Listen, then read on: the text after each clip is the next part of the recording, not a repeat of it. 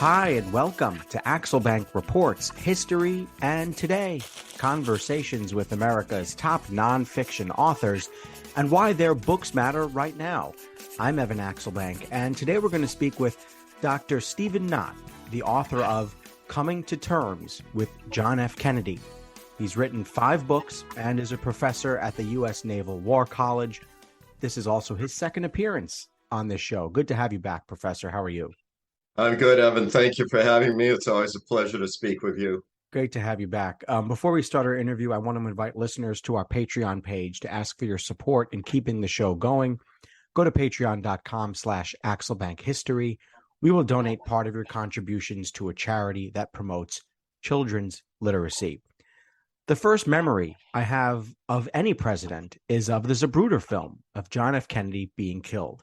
I was probably 5 or so figure about 1988, when I first saw how quickly a life can end, and that it could happen to someone so powerful really struck me, even as a youngster, even at that age. Ever since, I've learned as much as I could about JFK. I've listened to his speeches, I've looked at pictures, I've seen his gravesite, I've been to his library, I took a special course in college on JFK, I've watched movies, and I've read and I counted 18 biographies that are solely on JFK. And I even named my own daughter Kennedy for lots of reasons, but he might, he's one of them. To steal the title of your book, I am still very much grappling with JFK, and he died 20 years before I was even born.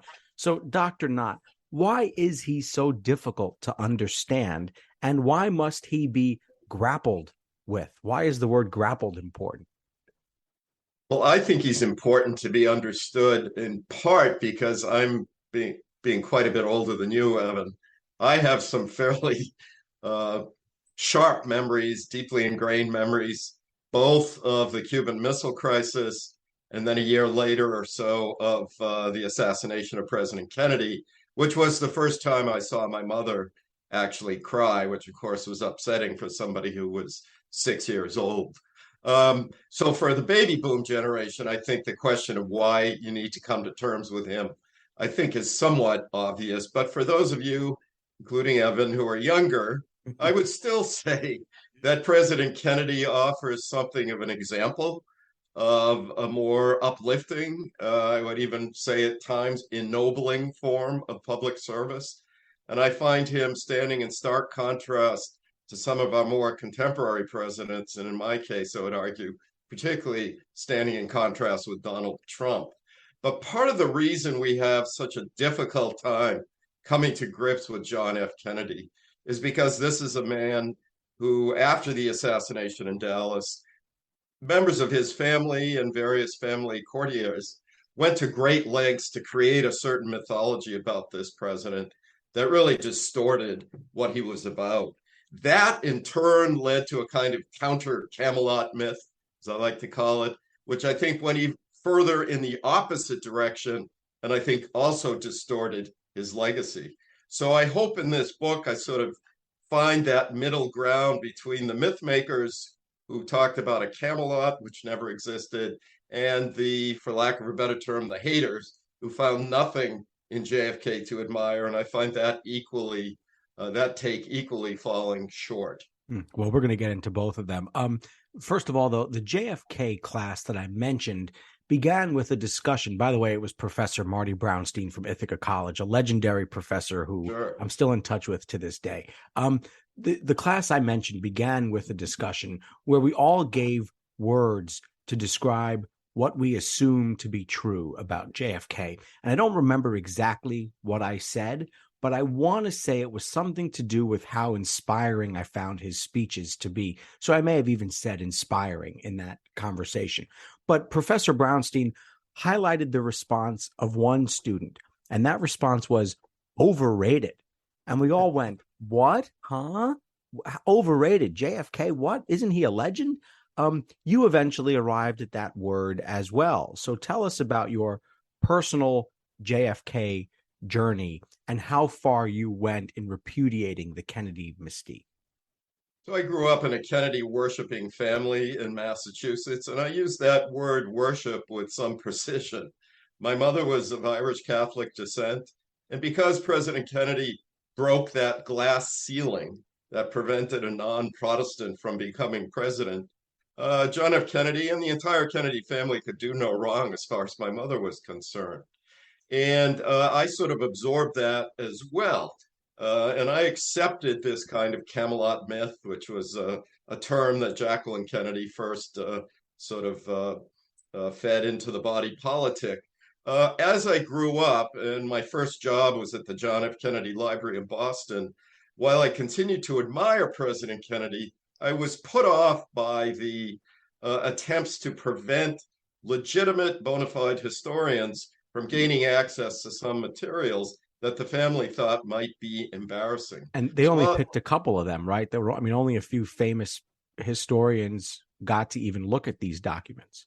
that's right, Evan. And we're talking primarily Arthur Schlesinger Jr., people like Doris Kearns Goodwin as well, people that the family felt would, uh, you know, not report or not document some of the more embarrassing elements of President Kennedy's life.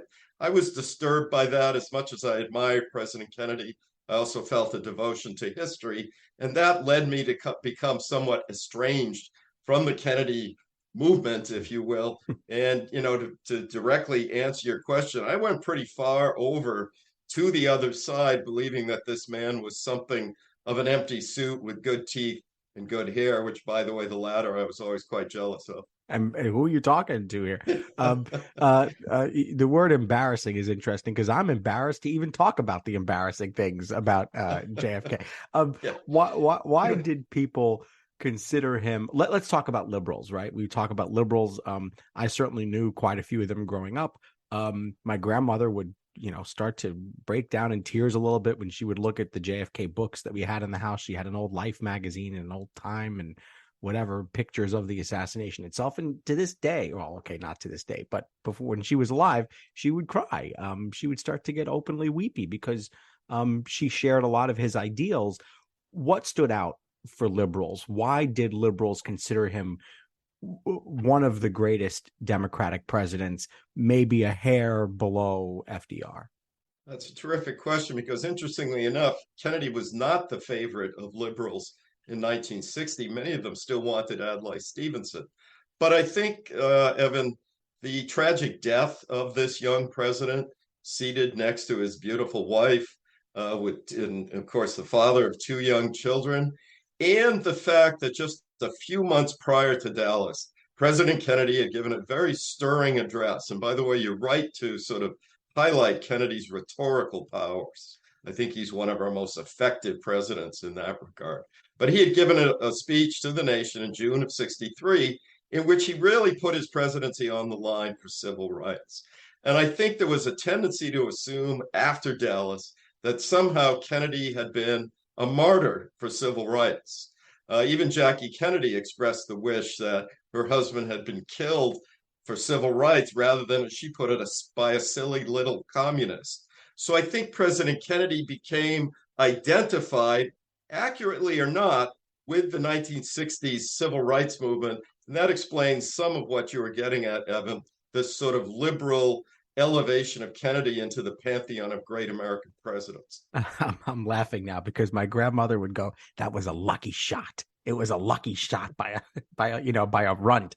Yeah.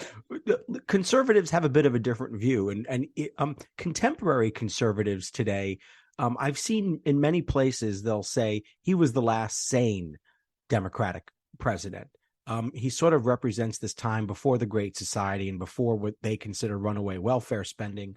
So what stood out for conservatives, I guess, bad at the time, and why is he a bit revered even for them to this day? I think some conservatives see a kind of hawkish JFK who took, at least publicly, and certainly in his rhetoric, took a very hard line vis-a-vis the Soviet Union. So that speech at the Berlin Wall, again, June 1963, is something that any conservative can admire, where Kennedy talks about Berlin as being this outpost of Western freedom, and that all free men are citizens of Berlin. That's the Kennedy that a lot of modern, particularly neoconservatives, admire, the one who increased the defense budget the one who, again, at least publicly, took a very hawkish stance against Soviet totalitarianism. That's the president some of them admire. Although I have to say, having been a kind of card-carrying conservative for at least the last couple of decades, there, I would say, still more conservatives who find Kennedy to be somewhat wanting, to say the least. I'm just curious. Have you ever stood in the spot where he gave that speech at the Berlin Wall? I wish I could say I had. I've been to Germany. I went there a few years back, certainly, walked the steps of the wall, but not the exact spot where he delivered that speech. A lot of folks think it was at the Brandenburg Gate. It actually was not there. It was at a different location. That is one of the places I hope to visit one day, and also the ancestral homeland in Ireland, Sure. which I think he visited both on the same trip. He did. And he considered that trip the greatest days of his life. It's really sad. I think he died just a few months later. Yes. Your argument isn't that he's good or that he's bad, but that his presidency matters. Even though it was less than 3 years, we have to pay attention to what happened in those 2.5, 2 3/4 years. Why? Oh, sorry. Why? Because I think, Evan, you're right. He was president for 2 years, 10 months, and 2 days. That's a sort of a blip in the sort of lengthy span of this nation's existence. But I would say he's worthy of our attention in 2022 because in some ways he set the framework, for better or for worse, of the modern American presidency. And by that, I mean the importance of dominating the media, the importance of dominating the news cycle. The guy was simply a master when it came to the use of television, which was a cutting edge technology in his day. And Jackie as well, right? I mean, Jackie did lifestyle pieces and they kind of opened up the whole family to the camera lens. Absolutely correct. And President Kennedy knew, and this is going to sound cynical, and I think it was somewhat cynical, he knew the value of this beautiful first lady. He knew the political potency of having 2 young, very attractive children. He would frequently call photographers from Life and Look magazine into his office to take pictures of the little kids romping in the Oval Office. That stuff is political gold. And in that sense, again, Kennedy understood the power of media, was good at it. And so, in my view, there's a lot of downsides to that. But nonetheless, I would say that's one factor worthy of, looking at him closely in 2022. I once interviewed Caroline Kennedy in my job as a news reporter. I probably was with her 3 minutes, and I'll never forget the feeling of like staring into her face and being like, "Oh my God, it's actually you!" Like this was he was your father, This was Jackie was your mother. Right. In terms of the process of this book, I mean, there's a ton we could talk about, but what aspects of his presidency did you dissect and focus on? So I focused on a number of issue areas, one of which I just spoke about, which is Kennedy's interpretation of presidential power, in particular, how to use the media to enhance that power, to make the president, as Kennedy was fond of saying, as big a man as he wants to be. But I also look at specific issues such as Vietnam, Cuba, negotiations with the Soviet Union, with Nikita Khrushchev, of course, and also civil rights. I devote 2 chapters to Kennedy and civil rights, which I think Kennedy has not quite been given a fair shake. And by that, I mean a lot of liberal scholars are critical of Kennedy for being too cautious, not aggressive enough, not throwing the weight of his office behind the civil rights movement. I think he does do that, and you can make a case that he did that belatedly, and I get that, but he threw the full weight of his office behind the civil rights movement in June of '63. And by the way, he paid a political cost for that, particularly in the South, which he was going to need in 1964. He was going to need those white Democratic Party organizations to get out there for him. And that effort on Kennedy's behalf cost him. So those are the issues I look at, Evan. Do we know his exact thought process in why he decided, I'm going to make a moral case for civil rights? I'm going to look at you all and say, which of us, meaning white people, which of us would trade places? baking from our childhoods just sticks in the memory, doesn't it? We never set off on holiday without piles of Tupperware. And there'd always be Bakewell slice, flapjacks, and tray baked scones in the boot. Do you not do that, Lisa? Yeah, no. Sadly, I do not stack the Tupperware in the back of the car when we go off on holiday. Oh. Welcome to Small Ways to Live Well, a new podcast from the Simple Things magazine. Season 2 is a pick-me-up tonic that helps us make the shift from winter to spring. A 6-week suggestion box full of things to note, notice and enjoy about the season. Search for Small Ways to Live Well on your podcast app.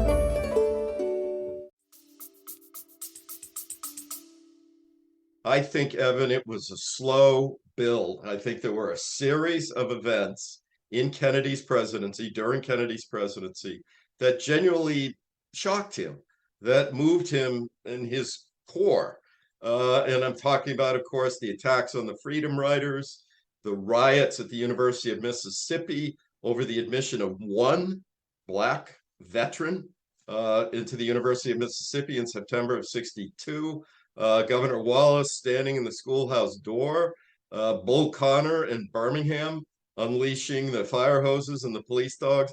All of that affected President Kennedy. This is an important point. He would have been the first to admit that he did not have a lot of experience, in a sense, with this issue. He came from a predominantly white New England state, and in a way, he sort of had to have his eyes opened.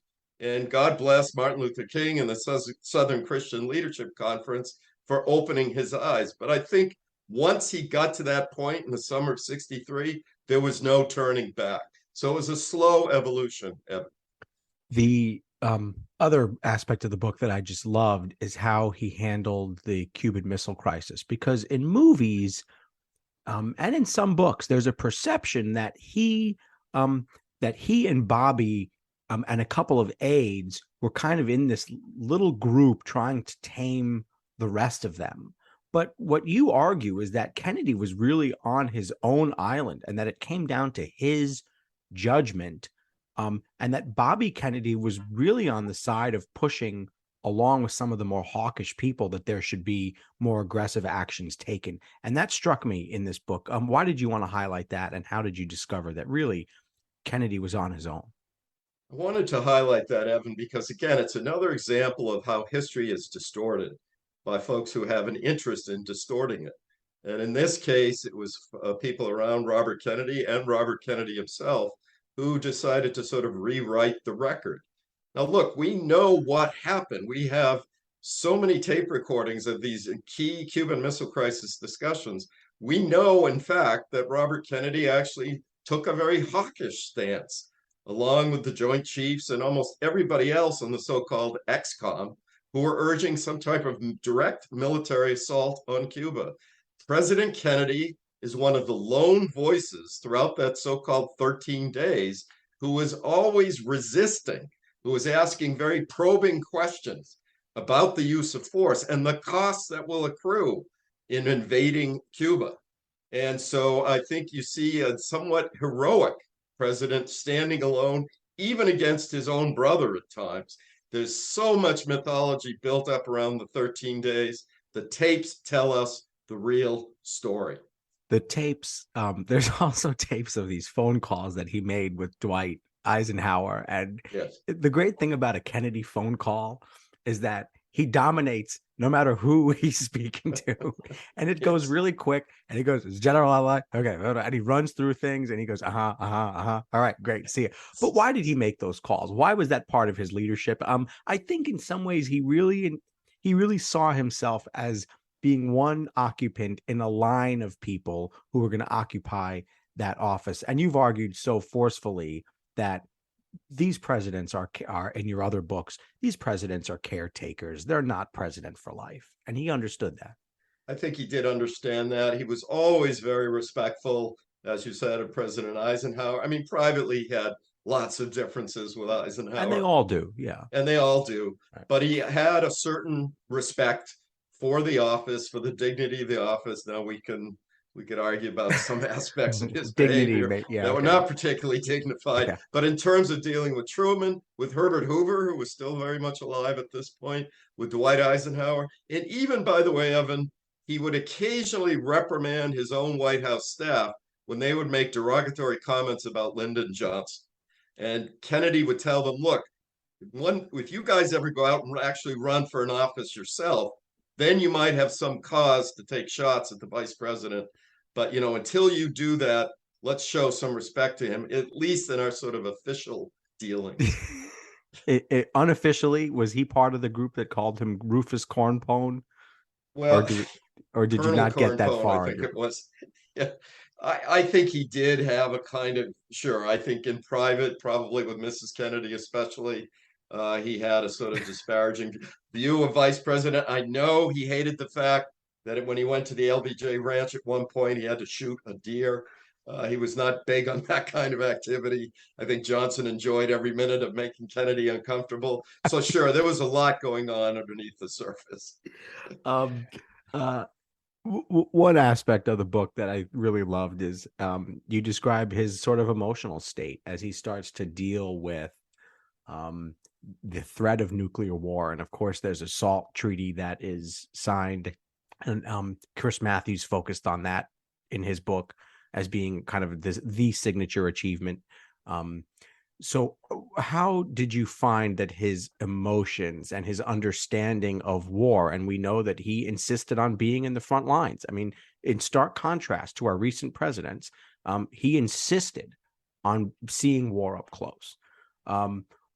How did you how did you diagnose the way his emotions were impacting his view of literally the potential of having the end of the world on his watch? John F. Kennedy hated war, and I think this is an aspect of Kennedy's being that is not properly understood. And I have to give a shout out here to an historian by the name of Sheldon Stern, who's written some excellent books on the Cuban Missile Crisis and links Kennedy's stance in the missile crisis to Kennedy's own wartime experiences on PT-109. John F. Kennedy lost 2 crew members when his ship was cut in half by that Japanese destroyer. Another crew member was seriously burned. Kennedy saved that man's life. Kennedy's personal letters home before, during, and after this event are filled with disparaging comments about war. And keep in mind, the PT-109 incident, it's 1943. It's within 20 years of this man's presidency. It's fresh in his mind. And Stern cites quote after quote after quote, where Kennedy clearly indicates his hatred of war. So underneath the hawkish rhetoric that you sometimes saw from President Kennedy, I think partly for political reasons, this was a man who despised war, who acted accordingly, and was desperately trying to reach an accord with the Kremlin. And I think the nuclear test ban treaty of 63, which he was quite proud of and which he fought quite hard for, speaks volumes about Kennedy's true stance regarding war, and in particular, nuclear weapons and mutual assured destruction. All right, we've made it to where you're going to finally compare JFK and Donald Trump. How is JFK a particular, and just for those of you who don't know, Dr. Knott wrote a really wonderful book tracing the lineage of demagoguery in our presidency, and how presidents have been quite irresponsible with their rhetoric. A demagogue is someone who gins up their supporters and gins up fervor for whatever the reason. Dr. Knott argues it's unhelpful. How is JFK a particular kind of antidote to the demagoguery that you have argued so forcefully against? I think generally speaking, Evan, John F. Kennedy tried to avoid circulating conspiracy theories. I think John F. Kennedy tried to avoid stirring hatreds and distrust amongst the American people. I do think for the most part, he appealed, as Lincoln would have put it, to the better angels of our nature. And I do find in Kennedy's rhetoric and speeches, and I know you believe this, Evan, that he appealed to the best in America, and he appealed to a kind of hope and promise. He rejected the idea that America should be a piece of walled off turf. In other words, America stood for certain ideals that were universal. And I see in President Kennedy a real antidote to modern Trumpism, which is the exact opposite of that. It appeals to the worst in our citizenry. It seeks to divide one American against another, and does so in part through the constant circulation of unfounded conspiracy theories. Kennedy would never do that. So it's just wild to me that someone who spoke out so forcefully against conspiracy theories, and Kennedy specifically warned in his speeches that we don't need to wait for a man on horseback, that the danger in that is that we wind up listening to what the man on horseback wants to say, and that conspiracy theories grow out of that. And it's deeply unhealthy because it makes you think that you know more than everybody else. And really, we're all just trying to figure out what the heck is going on. How did someone who spoke out so forcefully against conspiracy theories during his life become a victim of them in death? Yeah, terrific question. Look, I think for a lot of folks in the American left, and this goes back to one of your earlier questions, there was this desire to infuse President Kennedy's death, to make him a martyr for liberal causes of the day, and I would say in particular civil rights. And even though the evidence against Lee Harvey Oswald, I would argue, is overwhelming, there begins to be an acceptance on the liberal side of the American political equation that somehow Kennedy was done in by anti-civil rights, probably reactionary Dallas billionaires, maybe in cahoots with organized crime. I mean, you get one theory after another. When it's disproven, they just move on to another one. But this is the beginning of a kind of conspiracy industrial complex in the United States. And it begins on the American left with allegations of a so-called deep state. Now, that conspiracy theory has moved from the left now to the right. It's routinely endorsed by Donald Trump. Trump even had his own spin that Ted Cruz's father somehow killed President Kennedy. But again, John F. Kennedy would have found all of this highly irrational, anti-intellectual, and it really is a tragic twist of fate, as you noted, Evan, that his death has produced such a proliferation of these theories that he would have rejected out of hand. I asked you about whether you'd been to the spot in Germany where he gave the Ich bin ein Berliner speech. Have you been to Dealey Plaza? I'm embarrassed to say I haven't either. So yeah. And I certainly want to go someday. My wife and I have it on our list. I know I will go at some point. What do you imagine you'll look for first? I'm thinking, of course, that I'll gaze up towards the grassy knoll, which, of course, everyone assumes, the conspiracy crowd assumes, where some of the shots came from. And then I would hope to pay a visit to the 6th floor museum and go up to that 6th floor and view the sniper's nest. I'm told, of course, that if you look out those windows on that 6th floor, really President Kennedy was, it was an easy shot. And for a Marine marksman, it was more than an easy shot. So I would think looking towards the grassy knoll, looking out that 6th floor, I'm told also that it's a rather small area, and you can understand why these shots were ricocheting, the echoes, were ricocheting all over Dealey Plaza, which fed into these conspiracy theories. A more upbeat question. I'm sure in your time at the library and in your research, you've seen souvenirs and you've gotten to probably interact with and hold souvenirs. What is your favorite JFK souvenir that you've got to see and touch and hold and examine for yourself? I would have to say, Evan, I have a signed copy of a book by Dave Powers and Kenny O'Donnell, who were arguably two of President Kennedy's closest aides. My mother had gone to high school with Kenny O'Donnell, and then I worked with Dave Powers for 6 years or so at the Kennedy Library. So I have a fairly warmly inscribed version signed by both of those men. And then I also have some of the JFK PT-109 tie clasps that I was able to obtain over the years. So for me, those sort of personal interactions, particularly with Dave Powers, and the few mementos I have from Powers are something that I'll always treasure. Have you gotten to hold a letter that he actually wrote, or when you do research, Yes. are you just looking at copies of them? Well, when I was doing research, I was looking at copies, but when I was an employee of the Kennedy Library, I had some friends up in the archives who would allow me on occasion to actually hold some of the documents, wearing the appropriate gloves and protective gear, of course. But yeah, it's always a thrill when you're able to hold an actual piece of history in your What? hand. Could I add something, Please, Evan? yeah, please. You mentioned your interview with Caroline Kennedy. I tell a quick story in the book about the time I was introduced to Jacqueline Kennedy Yeah. by Dave Powers. And it was the only time in my life that I was literally tongue-tied. I don't even think I could get hello out of my mouth.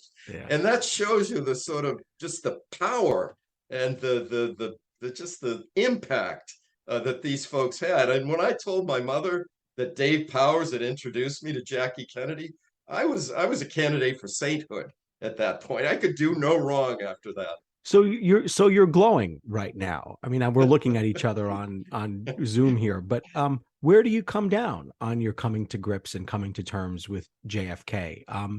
We tend to want to say good or bad, but Right. how do you put all of this together, and what is the feeling that you have now, from sainthood to being like, oh, I'm not so sure about these guys? Where are you now? Great question.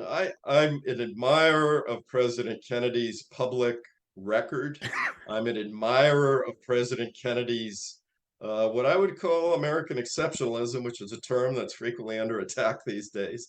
But I do believe he saw the United States as the last best hope, as Lincoln put it. And that's the John F. Kennedy that I admire, the man who called his fellow citizens to give something back to their country, the man who called them to service before self with things like the Peace Corps. Deeply, deeply admire that. The downside, of course, is his personal conduct, which unfortunately bled over at times into his public service.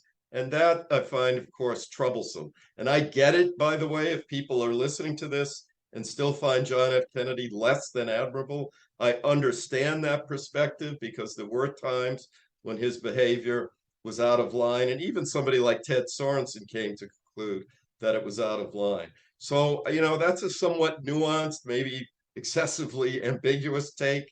I admire the public service. I admire the call to service. There are aspects of his life that I wish he hadn't engaged in, but nonetheless, I'm old enough to realize we all have significant flaws. What about from a policy perspective? You called yourself a card-carrying a conservative. Did his policies help this country or hurt this country? I mean, this is like a gross generalization, but if you can generalize for me, go ahead.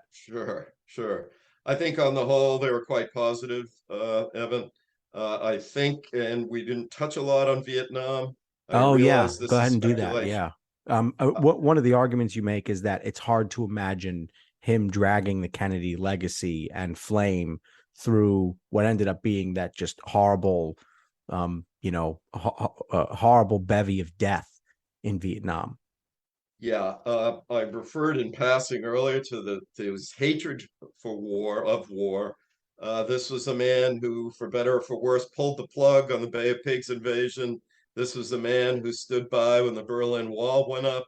This was a man who made remarkable concessions to Khrushchev during the Cuban Missile Crisis, which, had they been publicly known, might have led, he even speculated, to his impeachment. This was a man who was reaching out to Khrushchev in 1963. I just don't see John F. Kennedy following the same path that Lyndon Johnson did.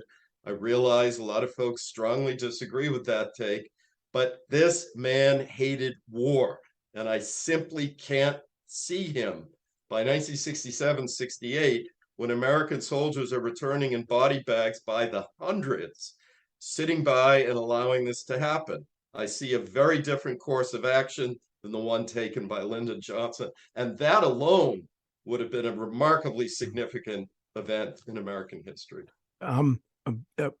Why? Now, I'm not suggesting everybody has to go out and research and write a 240-page book to do this, but why is it healthy to examine ourselves and our political beliefs and the politicians and other people in our lives who we revere?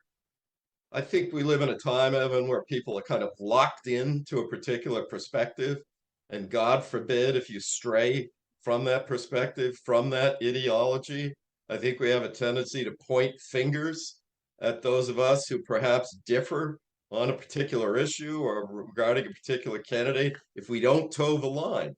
And that is extremely unhealthy in a republic such as ours. So I'm hoping people will take a journey similar to the one that I took, which is where you constantly examine your political beliefs. Don't become locked in either on the basis of ideology or some kind of cultish devotion. You need to constantly rethink.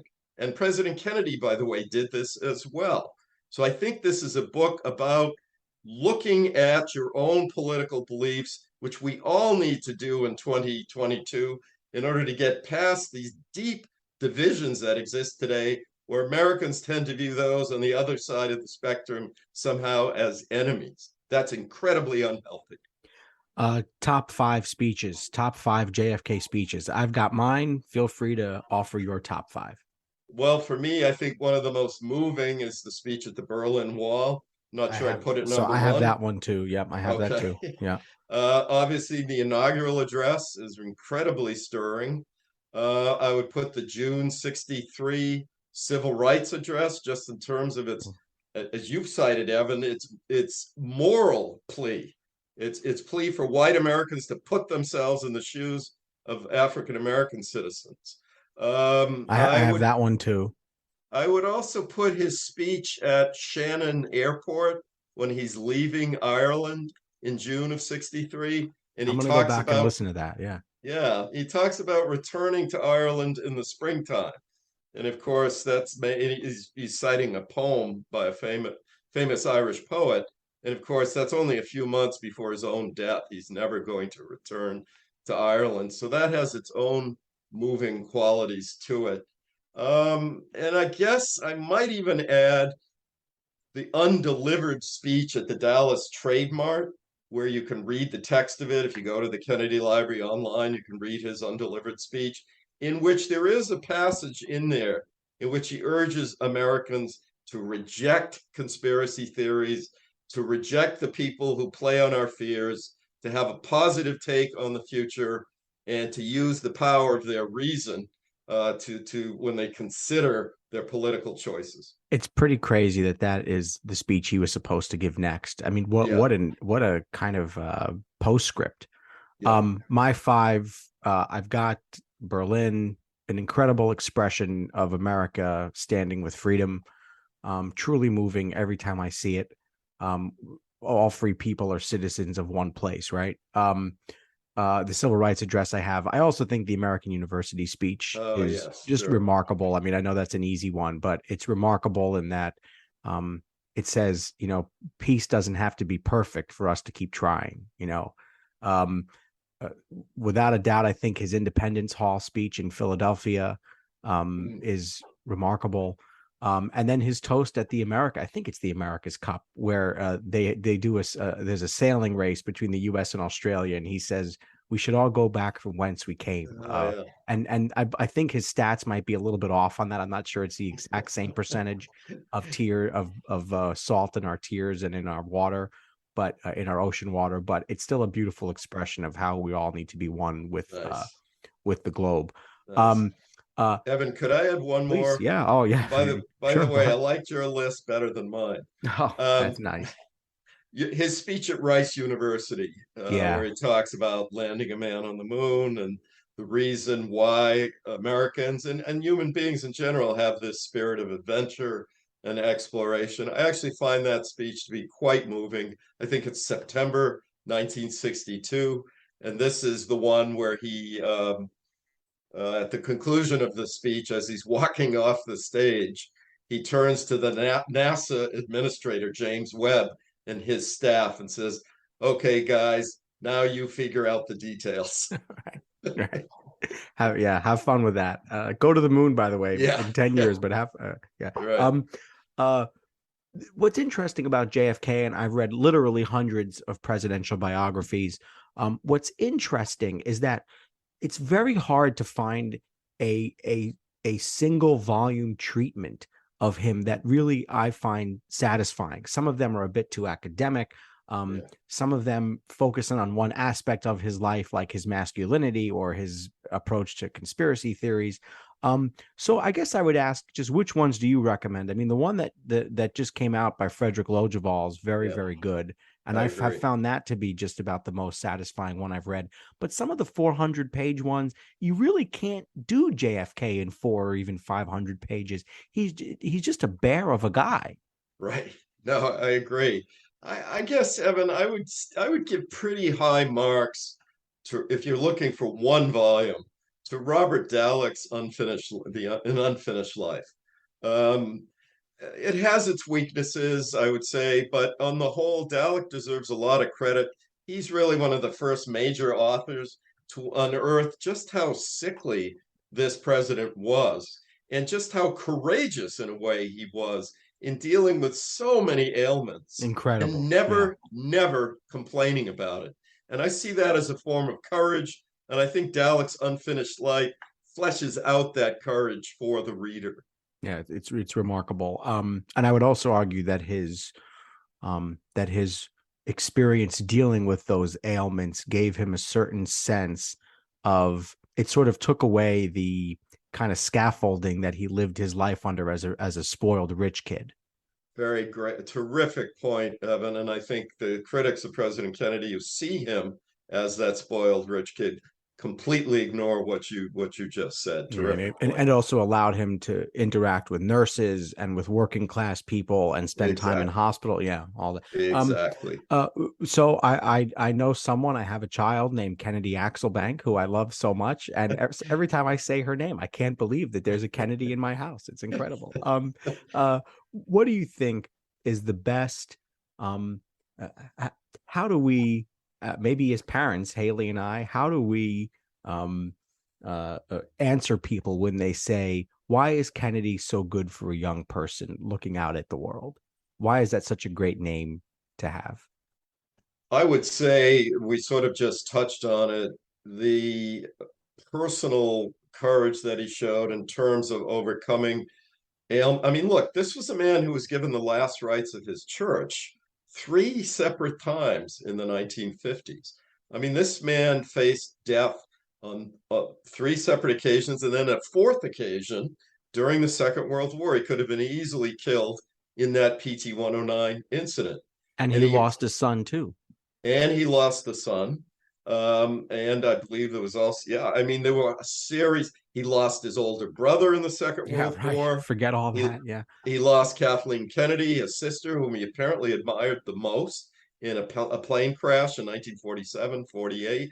This was a man who knew death, who knew illness, and yet had a very optimistic take on life and never allowed his own ailments, his own limitations to keep it. Look, he could have easily just sat on his trust fund.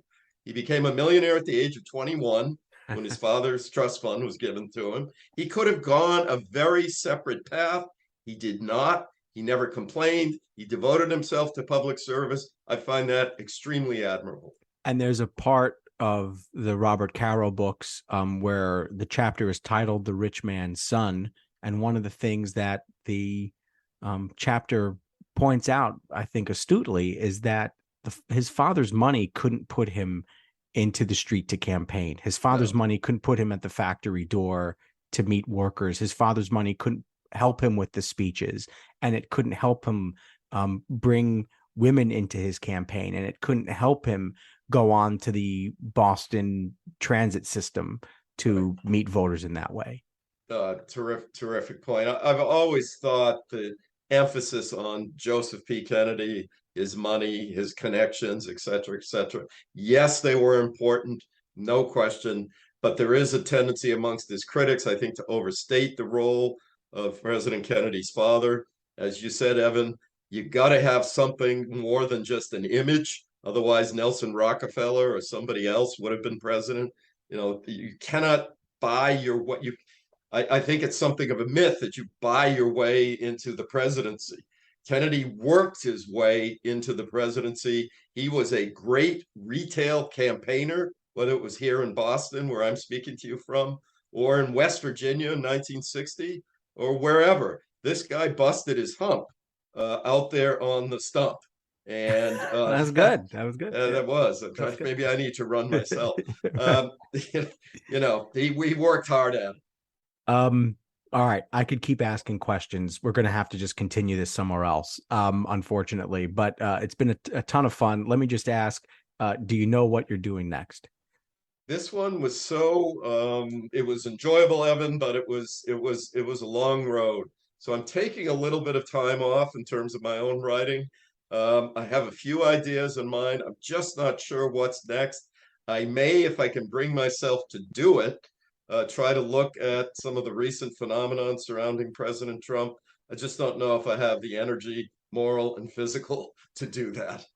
All right. We'll let you off the hook for now. Dr. Stephen Knott, the author of Coming to Terms with John F. Kennedy. Thanks so much for being here. Thank you, Evan. I enjoyed it thoroughly. Such a fun time. Check out the book. Check out his website, stephenfknott.com. He's on Twitter at Publius57. I want to invite listeners to our Patreon page to ask for your support in keeping the show going. Go to patreon.com/AxelBankHistory. We will donate part of your contributions to a charity for children's literacy. And thank you for listening to Axel Bank Reports History and Today, conversations with America's top nonfiction authors and why their books matter right now. Check us out on Facebook, Twitter, and Instagram at Axel Bank History. We update those with clips from the show, guest announcements, and book recommendations. We'll see you next time. Thanks.